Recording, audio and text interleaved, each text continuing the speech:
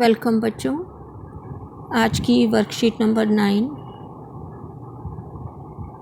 आज हम मानव में पाचन के बारे में पढ़ेंगे। मानव में पाचन कैसे होता है, पूरा पाचन तंत्र के बारे में आप आज जानकारी प्राप्त करेंगे। तो सबसे पहले हम हमारे पाचन तंत्र के भागों के नाम जान लेते हैं। हमारे पाचन तंत्र के कौन कौन से भाग होते हैं। पहले भाग को हम मुख्य एवं मुख गुहिका कहते हैं। मुख्य एवं मुख गुहिका क्या होती है? ये वाला भाग जो आपको दिखाई दे रहा है, जिसमें हम भोजन अंदर रखते हैं, मुख्य या मुख गुहिका कहलाती है। मुख गुहिका के द्वारा हम भोजन को अंदर ले जाते हैं। उसके बाद यहाँ पर आपको नीचे वाइट कलर का जो पोर्शन दिख रहा है वो जीभ है। जीभ से उलटने पलटने और चबाने के बाद भोजन नली में प्रवेश करता है। भोजन नली एक नली जैसी संरचना है। इस नली के द्वारा भोजन आमाशय में पहुंच जाता है। आमाशय एक मोटी भित्ति वाली संरचना होती है, थैले जैसी संरचना होती है। इसमें भोजन का कुछ भाग का पाचन हो जाता है और इसके बाद ये आमाशय से होता हुआ छोटी आंत में जाता है, जिसको हम क्षुद्रांत कहते हैं। क्षुद्रांत में भोजन का पूर्ण पाचन हो जाता है। क्षुद्रांत का अंतिम सिरा बृहदांत से जुड़ा होता है। ये ग्रीन कलर की बृहदांत है। बृहदांत में अतिरिक्त जल और लवणों का शोषण होता है और बिना पचा हुआ भोजन बृहदांत के लास्ट पार्ट में भेज दिया जाता है। यहाँ पर आपको दो अतिरिक्त भाग दिखाई दे रहे होंगे। पहला ये रेड कलर का, ये लिवर है या यकृत होता है, ये एक ग्रंथि है। और यहाँ पर एक दूसरी ग्रंथि होती है जिसको हम अग्न्याशय कहते हैं। ग्रंथि वो भाग होते हैं जिनसे रस श्रावित होता है या जूसेस निकलते हैं, मगर भोजन इन भाग के अंदर एंटर नहीं करता, प्रवेश नहीं करता। इनसे निकलने वाले पाचक रस भोजन के पाचन में सहायक होते हैं। अब हम एक एक भाग का कार्य पढ़ेंगे। सबसे पहले मुख गुहिका। मुख्य एवं मुख गुहिका का क्या कार्य है? मुख्य एवं मुख गुहिका का कार्य है भोजन का ग्रहण मुख द्वारा होता है। आहार को शरीर के अंदर लेने की क्रिया को अंतर्ग्रहण कहते हैं। तो मुख और मुख गुहिका द्वारा हम भोजन को अंतर्ग्रहण करने का कार्य करते हैं, अर्थात भोजन को अंदर लेने का कार्य करते हैं। उसके बाद निकला हुआ भोजन ग्रास नली या ग्रेसिका में चला जाता है। ये जो पाइप जैसी संरचना आपको दिख रही है, ये ग्रास नली या भोजन नलिका या ग्रसिका कहते हैं। इस ग्रसिका की भित्ति के संकुचन से भोजन नीचे धीरे धीरे सरकता है। तो ये जो ग्रास नली की भित्ति होती है, ये फैलती और संकुचित होती रहती है, जिससे भोजन धीरे धीरे नीचे जाता हुआ आमाशय में पहुंच जाता है। आमाशय मोटी भित्ति वाली थैलीनुमा संरचना है। ये इसकी भित्ति मोटी होती है, थैले जैसी संरचना होती है। ग्रसिका से भोजन आमाशय में पहुंचता है और दूसरी ओर आमाशय का अंतिम भाग छोटी आंत में या क्षुद्रांत से जुड़ा होता है। आमाशय के आंतरिक स्तर से कई रस श्रावित होते हैं। वो कौन कौन से हैं? आमाशय से निकलने वाले 3 रस हैं। पहला श्लेष्मल कहलाता है, जिसको म्यूकस कहते हैं, चिकना चिकना पदार्थ है। इसका क्या कार्य है श्लेष्मल का? आमाशय के आंतरिक स्तर को सुरक्षा प्रदान करता है। यह आंतरिक स्तर को सुरक्षा प्रदान करता है किससे? अम्ल से। पाचक रस जो आमाशय में निकलते हैं, इनका क्या कार्य है? प्रोटीन को सरल पदार्थों में विघटित कर देते हैं। उसके बाद तीसरा भाग जो आमाशय के आंतरिक स्तर से निकलता है, वो है आपका हाइड्रोक्लोरिक अम्ल। हाइड्रोक्लोरिक अम्ल का क्या कार्य है? हाइड्रोक्लोरिक अम्ल भोजन के साथ आए हुए जीवाणुओं को नष्ट करता है। हमारे भोजन के साथ जो जीवाणु हमारे शरीर में पहुंच जाते हैं, वो आमाशय में हाइड्रोक्लोरिक अम्ल द्वारा नष्ट कर दिए जाते हैं। इसके अलावा हाइड्रोक्लोरिक अम्ल का कार्य है माध्यम को अम्लीय बनाना। माध्यम को अम्लीय बनाना क्यों ज़रूरी है? जिससे पाचक रसों को क्रिया करने में सहायता मिलती है। कुछ पाचक रस अम्लीय माध्यम में क्रियाशील होते हैं, इसलिए निकलने वाला हाइड्रोक्लोरिक अम्ल आमाशय के माध्यम को अम्लीय बना देता है। अब हम देखते हैं छोटी आंत क्या करती है। छोटी आंत, यहाँ पर देखिए शुद्ध आंत या छोटी आंत के बारे में बताया गया है। आमाशय से भोजन कहाँ चला जाता है? शुद्ध आंत में पहुँचता है।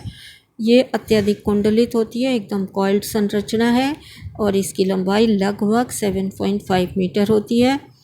यकृत और अग्न्याशय से जो स्राव होते हैं, जो पाचक रस निकलते हैं, वो छोटी आंत में पहुंचते हैं। इनकी भित्ति में भी कुछ रस स्रावित होते हैं। कुछ रस छोटी आंत या शुद्ध आंत की आंतरिक भित्ति से स्रावित होते हैं और यकृत और अग्न्याशय नामक ग्रंथि से निकलने वाले स्राव भी छोटी आंत में पहुंचते हैं, नली द्वारा छोटी आंत में पहुंचते हैं। अब छोटी आंत में या शुद्ध आंत में क्या कार्य होता है? पचा हुआ भोजन अवशोषित होकर शुद्ध आंत की भित्ति में रुधिर वाहिका में चला जाता है। तो शुद्ध आंत की भित्ति में अनेक रुधिर वाहिकाएँ होती हैं जो पचे हुए भोजन को अवशोषित कर लेती हैं। इस प्रकरण को हम अवशोषण कहते हैं। जो भोजन का अवशोषण होता है छोटी आंत में, इस प्रकरण को हम अवशोषण कहते हैं। शुद्ध आंत की आंतरिक भित्ति पर अंगुली के समान उभरी हुई संरचनाएं होती हैं।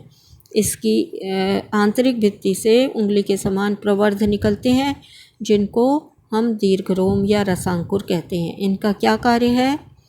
दीर्घरोम पचे हुए भोजन के अवशोषण हेतु क्षेत्र बढ़ा देते हैं। तो ये अवशोषण सतह का क्षेत्र बढ़ा देते हैं, जिससे आसानी से भोजन का अवशोषण, पचे हुए भोजन का अवशोषण हो जाता है। भोजन का वह भाग जिसका पाचन या अवशोषण नहीं होता, बृहदांत में भेज दिया जाता है। भोजन के जिस भाग का अवशोषण नहीं होता, उस भाग को कहाँ भेज दिया जाता है? उस भाग को हम बड़ी आंत में भेज देते हैं। अब बृहदांत या बड़ी आंत में क्या कार्य होता है? उसकी संरचना कैसी होती है? बृहदांत शुद्ध आंत की अपेक्षा चौड़ी होती है और इसकी लंबाई लगभग 1.5 मीटर होती है। क्या कार्य है इसका? ये जल और कुछ लवणों का अवशोषण करता है। बचा हुआ अपचयित पदार्थ मलाशय में, अपशिष्ट पदार्थ मलाशय में जमा हो जाता है, जो अर्ध ठोस मल के रूप में रहता है। मलाशय कौन सा भाग होता है? बड़ी आंत का आखिरी भाग, जिसको हम मलाशय कहते हैं। यहाँ पर अनपचा या बिना पचा हुआ भोजन एकत्रित होता है और समय समय पर गुदा द्वारा शरीर से बाहर निकाल दिया जाता है, जिसको हम क्या कहते हैं? इस शरीर से बाहर निकालने की प्रक्रिया को, अनपचे भोजन को, निष्कासन कहते हैं। तो आपने देखा भोजन का पाचन हमारे भोजन के पाचन तंत्र के किन किन भागों में कैसे कैसे होता है। इसके अलावा आपको पढ़ना है 2 ग्रंथियों के बारे में जो भोजन के पाचन में सहायक हैं। नंबर 1, यकृत। यकृत एक ग्रंथि है। ग्रंथि का अर्थ होता है कि जिसमें भोजन प्रवेश नहीं करता, मगर इनसे निकलने वाले रस भोजन के पाचन में सहायक है। तो यकृत से यकृत कौन सा रस निकालता है, स्रावित करता है? पित्त रस। यकृत से निकलने वाले रस को हम क्या कहते हैं? पित्त रस। ये पित्त रस कहाँ जमा होता है? पित्त रस पित्ताशय नामक थैली में जमा होता है। ये छोटी सी जो आपको थैली दिखाई दे रही है, ये पित्ताशय है। यकृत से निकलने वाला पित्त रस पित्ताशय नामक थैली में जमा होता जाता है। जमा होने के बाद समय समय पर एक नलिका द्वारा छोटी आंत में डाल दिया जाता है। पित्त रस का क्या कार्य है? पित्त रस वसा के पाचन में महत्वपूर्ण भूमिका निभाता है, अर्थात पित्त रस वसा के पाचन में सहायक है। इसके अलावा एक ग्रंथि और है जो आमाशय के ठीक नीचे और छोटी आंत, ये बड़ी आंत के थोड़े ऊपर बीच में स्थित होती है, जिसका नाम है पैनक्रियास या अग्न्याशय। ये भी एक ग्रंथि है। इससे निकलने वाले जो रस हैं वो किस प्रकार पाचन में सहायक है? अग्न्याशय एक बड़ी ग्रंथि है जो आमाशय के ठीक नीचे स्थित होती है। इनसे अग्न्याशिक रस या पैनक्रियाटिक जूस निकलते हैं, जो कार्बोहाइड्रेट एवं प्रोटीन पर क्रिया करके उन्हें सरल रूप में परिवर्तित कर देते हैं। बच्चों, भोजन का सरल रूप में परिवर्तित होना क्यों आवश्यक है? जिससे कि वो पचा हुआ भोजन हमारे शरीर द्वारा अवशोषित कर लिया जाए, छोटी आंत द्वारा अवशोषित कर लिया जाए। तो कार्बोहाइड्रेट के पाचन के बाद कार्बोहाइड्रेट किस सरल रूप में परिवर्तित होता है? ग्लूकोज में। वसा पाचन के बाद वसा अम्ल और ग्लिसरॉल नामक सरल रूपों में परिवर्तित हो जाती है। प्रोटीन पाचन के बाद अमीनो अम्ल नाम के सरल पदार्थ में परिवर्तित हो जाता है। ये ग्लूकोज, वसा अम्ल और ग्लिसरॉल अमीनो अम्ल ये छोटी आंत द्वारा अवशोषित कर लिए जाते हैं और हमारे शरीर को विभिन्न कार्यों के लिए ऊर्जा देते हैं। अब हम प्रश्नों के उत्तर देख लेते हैं।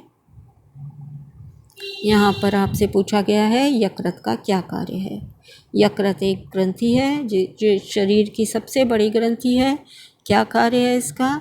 ये इससे निकलने वाले रस को हम या ये पित्त रस स्रावित करती है और जो एक थैलीनुमा रचना में संग्रहित होता है जिसे हम पित्ताशय कहते हैं।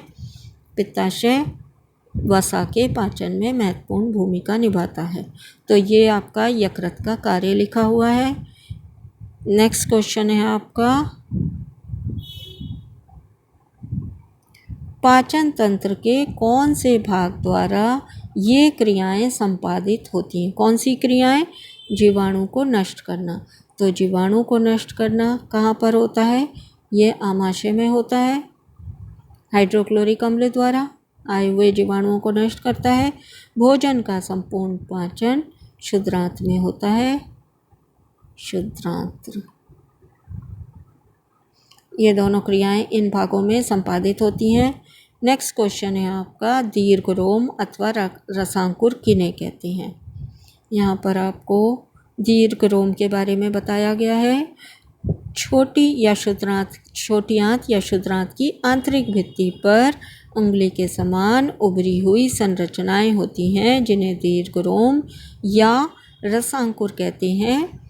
दीर्घरोम पचे हुए भोजन को अवशोषण हेतु क्षेत्र बढ़ा देते हैं। ये किसका कार्य है? दीर्घरोम का कार्य है। और दीर्घरोम क्षुद्रांत की आंतरिक भित्ति से जो संरचनाएं निकली हुई हैं, प्रवर्ध निकले हुए हैं, उन्हें कहते हैं।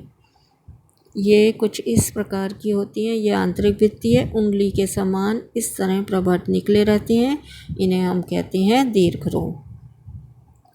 मानव पाचन तंत्र का एक स्वच्छ नामांकित चित्र बनाइए। यहाँ पर आपको एक बहुत ही सुंदर और अच्छा चित्र बना हुआ दिया हुआ है। आपको देख कर ये चित्र अपनी कॉपी में बनाना है। सभी भागों के नाम लिखिए। बिना भागों के नाम लिखे हुए चित्र बनाने का कोई मतलब नहीं होता साइंस में। इसीलिए जब आप चित्र बनाएं तो आप सारे भागों के नाम लिखें। यहाँ से आपको शुरू करना है मुखगुहिका से, फिर जीभ बनानी है, पाइप जैसी रचना, आमाशय, यकृत, अग्न्याशय, छोटी आंत यानी क्षुद्रांत और यहाँ पर बड़ी आंत और लास्ट पार्ट बनाना है। आप पेंसिल कलर भर सकते हैं और आउटलाइन ब्लैक कलर से कर सकते हैं। Thanks for watching.